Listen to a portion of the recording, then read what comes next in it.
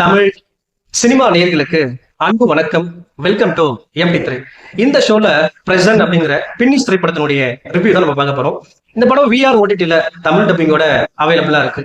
Marco kill இந்த மாதிரியான திரைப்படங்கள் உங்களுக்கு பிடிக்கும் அப்படின்னா அதே மாதிரியான ஸ்டைல்ல ரத்தம் தெறிக்க தெறிக்க எடுக்கப்பட்ட ஒரு திரைப்படம் தான் இந்த பிரசன்ட். இந்த படத்தினுடைய ஆரம்பத்திலேயே ஹீரோ ஜெயில இருந்து ரிலீஸ் ஆகி வராரு. அவருடைய நண்பர் ஒருத்தர் அவருக்கு ஒரு வேலை வாங்கி தராரு. அது எந்த மாதிரியான இடம் அப்படின்னு நீங்க பாத்தீங்கன்னா ஒரு கிளப். வெளியே பாக்குறதுக்கு தான் கிளப் மாதிரி இருக்கு, அது உள்ளுக்குள்ள பல மர்மங்கள் நிறைஞ்சதா இருக்கு. அதே போல அந்த கிளப்புக்குள்ள இருக்கிறவங்க ஒவ்வொருத்தரும் வித்தியாசமானதாகவும் தினசாகவும் இருக்காங்க.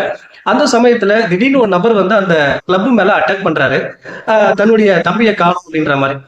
அந்த நபர் யாரு, எதுக்கு வந்து அட்டாக் பண்றாரு, அதே போல அந்த கிளப்புக்குள்ள இருக்கக்கூடிய மர்மம் என்ன, அதுக்கு பின்னாடி இருக்கக்கூடிய பின்னணி என்ன, அந்த அட்டாக்ல டுவர்ட்ஸ் எண்ட் யார் உயிர் போயிச்சா அப்படிங்கிறதா இந்த படத்தினுடைய மீதி கதை. இந்த படத்தை பத்தி ஆலோசனம் அப்படின்னா, இந்த படத்துல எனக்கு பிடிச்ச விஷயம் முதலாவது வந்து பாத்தீங்கன்னா இந்த படத்தினுடைய ஆக்ஷன் சீக்வன்ஸ் தாங்க. அதாவது ரெண்டு பேரும் அடிச்சுக்கிறாங்க, அதுல யார் உயிர் தப்பிக்க போறாங்க அப்படிங்கிற மாதிரியான ஒரு பரபரப்பு, ஒரு சின்ன டென்ஷன் வந்து பாத்தீங்கன்னா ஆரம்பம் முதல் இறுதி வரைக்கும் மெயின்டைன் பண்ணிருப்பாங்க. அடுத்ததா வந்து பாத்தீங்கன்னா இந்த படத்துல வரக்கூடிய ரத்தம் தெறிக்க தெறிக்க வர ராவான காட்சிகள். இப்ப இந்த மாதிரியான காட்சிகள் நிறைந்த படங்களை தான் ரசிகர்கள் விரும்பி பாக்குறாங்க. அந்த வகையில இந்த படத்துல ரத்தம் தெறிக்க தெறிக்க வர காட்சிகள் ஏராளம். அடுத்தது வந்து பாத்தீங்கன்னா இந்த படத்தை முடிச்ச விதமும் வந்து பாத்தீங்கன்னா ஓரளவுக்கு நீட்டாவே முடிச்சிருப்பாங்க. அதே போல இந்த படம் ஒரு 2 மணி நேரத்துக்குள்ள முடியக்கூடிய ஒரு படம். குயிக் வாட்சாவே பார்த்துடலாம்.